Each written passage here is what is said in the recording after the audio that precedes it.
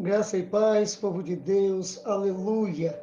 Que Deus, o Senhor, o Pai de nosso Senhor Jesus Cristo, em Cristo Jesus, pela comunhão do Espírito Santo, possa vos abençoar poderosamente, gloriosamente, assim como está na sua maravilhosa palavra. Em Romanos 8, que aquele a quem Deus chama, Deus também justifica. E aquele a quem Deus justifica, Deus, o Senhor também, ele glorifica. Ele faz isso. Ele é maravilhoso. Versículo 29 de Romanos diz isso. Porque os que dantes conheceu, aqueles que Deus conheceu, também os predestinou para serem conforme a imagem de seu Filho, que é Jesus Cristo, a fim de que ele seja o primogênito entre muitos irmãos. Nós sabemos que quando se trata de Jesus Cristo, em João capítulo 3, versículo 16, Jesus é apresentado como o unigênito do Pai. E nós sabemos que a palavra unigênito significa único, o único Filho de Deus. Deus Santo, Deus bendito para todo sempre. Mas se tratando da criação, por Jesus, ele ter encarnado, se feito homem, se despojado da sua divindade e deu a vida por nós e ressuscitou no terceiro dia, ele se tornou o quê? O primogênito dentre os mortos, para que ele seja as primícias de todos os que dormem e assim glorifique o Pai. É por conta disso que aqui se encontra primogênito, primogênito entre os homens, não como Deus, porque como Deus ele é unigênito, como homem o primeiro a ressuscitar para uma vida eterna, fazendo assim com que também nós pecadores remidos venhamos ter vitória naquele dia, e assim como ele foi ressuscitado, venhamos todos os que cremos no Senhor também ressuscitar para a vida eterna. O versículo 30 ainda de Romanos 8 diz assim: E aos que predestinou, a esses também chamou. E aos que chamou, a esses também justificou. E aos que justificou, a esses também glorificou. Então, a igreja foi chamada para ser glorificada. O homem de Deus, a mulher de Deus, o jovem de Deus, aqueles que confiam no Senhor, tem sido constantemente chamado para ser glorificado. Então, queridos, no livro de Apocalipse nós vamos ver grande e maravilhosa majestade de Deus. Se faz necessário um estudo sobre o Apocalipse, por conta do que muitas pessoas, até cristãos, têm a ideia de que quando se fala em Apocalipse, se fala em tragédia, se fala na destruição de tudo. E não é verdade. O Apocalipse é a glória de Deus, a revelação da majestade de Jesus Cristo e da vitória dos santos. Nós estamos aqui numa introdução, amém? Então, no capítulo 1, nós vamos falar de alguns assuntos, do capítulo 1, versículo 1 a 3. Então, é só esse assunto? Não. Do 4 em diante tem a revelação do que Jesus realizou na cruz do Calvário, nos tornando sacerdócio real, nação santa. Também no capítulo 1 ele vai se apresentar a João por meio de uma teofania, uma manifestação, onde João vai vê-lo e vai receber dele a instrução para enviar as cartas às 7 igrejas ali na Ásia. Cada capítulo contém uma majestade única né? Então, capítulo 1 e 2, nós vamos ver Deus, o Senhor, tratando com a igreja eleita, com a igreja amada, ainda que das 7 igrejas, só 2 se encontravam aprovadas por Deus e 5 com alguns problemas. E sempre quando se fala sobre isso, se fala de Laodiceia, né? Uma igreja que estava afundada no pecado. Só que a igreja de Laodiceia, ela escutou algo tremendo que veio trazer esperança para a igreja de Laodiceia. Quando o Senhor diz à igreja de Laodiceia, ó, eu corrijo a todos aqueles que eu amo. Ainda que eles estivessem naquela situação de pecado, existia um amor da parte de Deus sobre os santos de Laodiceia, aqueles que estavam lutando pela vida eterna, sem contaminar-se. A promessa estava para eles e também para os demais, chamando os demais ao arrependimento. Então, é maravilhoso. Já no capítulo 4, nós vemos João sendo arrebatado até o céu. Ali ele viu uma porta aberta. E ele ouve e vê coisas terríveis, tremendas, como os anciões, como o trono de Deus. Algo extremamente maravilhoso. E vou voltar a falar aqui sobre a necessidade do estudo. Porque quando você começa a ler o livro do Apocalipse, capítulo por capítulo, versículo por versículo, você vai ver coisas espantosas e maravilhosas. É claro, João foi arrebatado, já é uma glória. Aos 24 anciões, uma glória. Ao Cordeiro, né, o Pai e o Cordeiro ali à direita, né, como no capítulo 5, né, o Senhor Jesus Cristo recebendo do Pai o livro escrito por dentro e por fora, coisa espantosa. O anjo trazendo a revelação para João. Mas é importante saber que é nos detalhes que se encontram as maiores revelações. Aquilo que diz respeito à igreja, concernente à igreja. Como a igreja pode confiar em Deus, como a igreja pode se gloriar no Senhor e esperar o melhor do Senhor. É uma coisa tremenda. Mas ainda nessa introdução, eu vou fazer uma leitura aqui em Romanos, capítulo 2, versículo 6, que diz assim, que Deus, o Senhor, né? Ele diz o seguinte, o qual Deus, o qual recompensará cada um segundo as suas obras. Então, o livro do Apocalipse mostra o juízo final, lá no capítulo 20, né? O juízo final, e Deus vai dar cada um segundo as suas obras. E aí, versículo 7 de Romanos 2, diz assim, a saber, a vida eterna aos que com perseverança em fazer bem, procuram glória e honra e incorrupção. Então, os que procuram glória, honra e incorrupção, isso é uma vida íntegra sem pecado, vai receber de Deus a vida eterna. Versículo 8, mas indignação e ira aos que são contenciosos e desobedientes, aqueles que desobedecem à verdade, aqueles que obedecem à iniquidade. A esses, tribulação e angústia sobre toda a alma do homem. Esse homem que faz o mal. E ele diz, primeiramente, do judeu, por causa da ciência. Aqui eu posso também, por conta da Sagrada Escritura, dizer que o judeu e o gentio convertido, aquele que conhece a palavra de Deus, se tornou uma só nação. Efésios capítulo 1, Gálatas capítulo 3, tá? Uma só nação.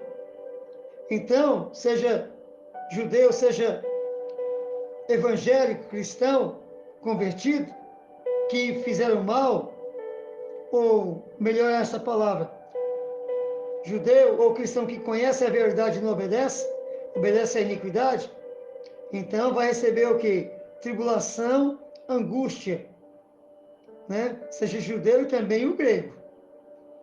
Agora, versículo 10, porém, a honra e paz a qualquer que faz o bem, primeiramente ao judeu e também o grego. Então, o Deus que não faz acepção de pessoas, ele vai fazer isso.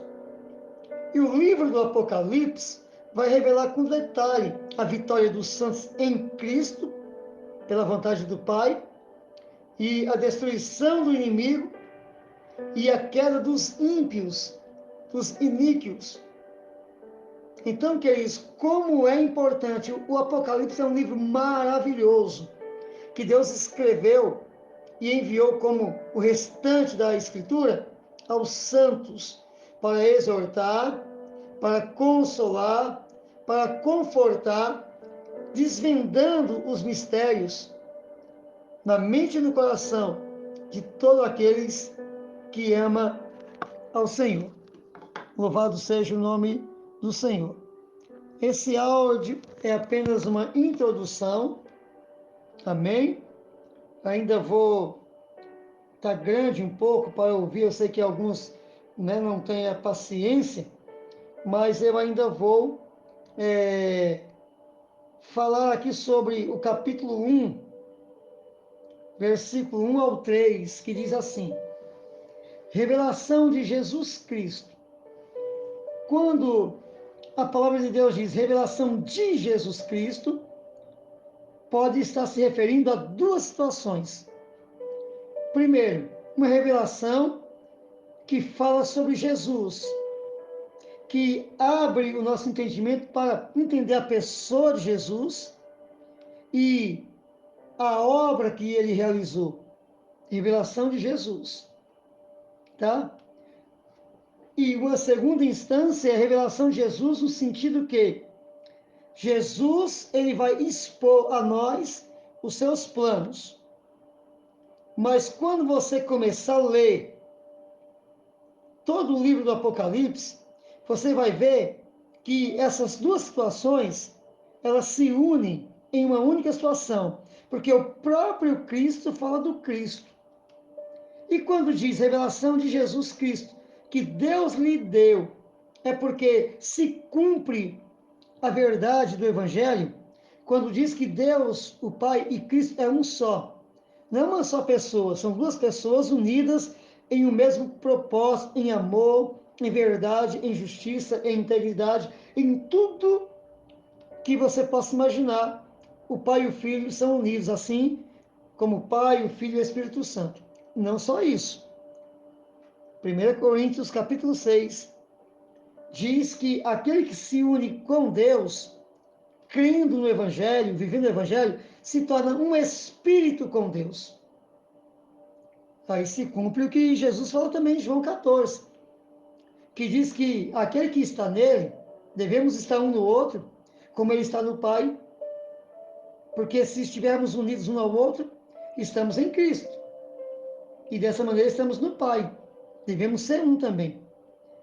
Ainda que tenhamos corações e mentes diferentes, concernente ao amor, a verdade, a justiça, a integridade, devemos pensar todos da mesma maneira.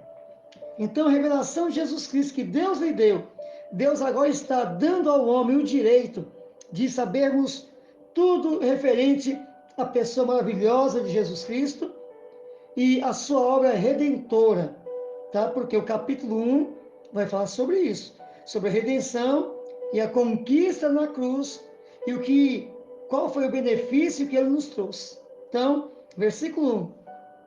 Revelação de Jesus Cristo que Deus lhe deu para mostrar aos seus servos as coisas que brevemente devem acontecer. Então, tá, não é para qualquer pessoa, é para o servo. Muitos vão ler o Apocalipse, mas apenas os servos de Deus vai entender, porque juntamente com a revelação, Deus nos enviou antes disso, do Apocalipse, porque o Apocalipse foi escrito por volta de 96 depois de Cristo, tá? E o Espírito Santo foi dado depois da ascensão de Jesus dos 40 dias. Então, juntamente com as revelações, com a escrita, Deus enviou o Espírito Santo, que nos ensina todas as coisas. Então, aqui ele vai falar com os servos, com aqueles que foram quebrantados por Deus, aqueles que aceitaram Jesus, que vivem um evangelho verdadeiro. Esses vão receber de Deus também esta palavra e a revelação por meio do Espírito, e vai conhecer tudo aquilo que o Senhor tem revelado nesse livro. E aí, depois que ele diz que vamos conhecer as coisas que brevemente devem acontecer, ele diz que ele as enviou pelo seu anjo e as notificou a João, seu servo. Então João teve um encontro com Deus, com os anjos, foi arrebatado até ao céu, abriu uma porta no céu e subiu. E ali ele viu coisas inefáveis, ele ouviu, e agora Deus fala para ele escrever. E uma outra coisa muito tremenda aqui, depois que o anjo notifica João, né? Versículo 2, que testificou, João começou a testificar da palavra de Deus. Oh, é verdade. Ele testificou falando de tudo que ele ouviu e viu, mas não só isso, de tudo quanto o Espírito Santo também realizou através da sua vida e da vida dos demais apóstolos. Assim também como realiza obras hoje. Então ele testificou da palavra de Deus, do testemunho de Jesus Cristo, de tudo o que viu. Ele viu ressurreição, ele viu libertação, ele viu cura de coxo, de surdo, de mudo, de cego. Ele viu coisas, ele viu a manifestação do amor de Deus em perdoar pessoas. Ele foi realmente um bem-aventurado. No versículo 3, ele diz assim: bem-aventurado aquele que lê, e bem-aventurados que ouvem as palavras da profecia e guardam as coisas que nela estão escritas, porque o tempo está próximo. Que tremendo! Olha, bem-aventurado aquele que lê. Meus queridos, o que seria uma bem-aventurança? Capítulo 5 de Mateus, bem-aventurado o pacificador, porque será chamado filho de Deus. Bem-aventurado misericordioso, porque alcançarão misericórdia. Bem-aventurado aquele que tem fome e sede de justiça, porque será farto. Bem-aventurado o pobre do Espírito, por quê? Porque serão chamados filhos de Deus. Então, a bem-aventurança traz algo bom da parte de Deus. Aqui está dizendo, bem-aventurado aquele que lê. Quando a igreja, o servo de Deus, lê o Apocalipse, já atrai sobre a sua vida, sobre a sua família, uma manifestação poderosa de Deus. O mundo espiritual começa a se mover ao seu redor e ao seu bem, para o seu benefício. Grande são as coisas que podem acontecer em sua vida por crer e por ler. Então aqui tem bem-aventurado aquele que lê. E não é só isso, e ele acrescenta. E aquele que lê. E bem-aventurados os que ouvem as palavras da profecia.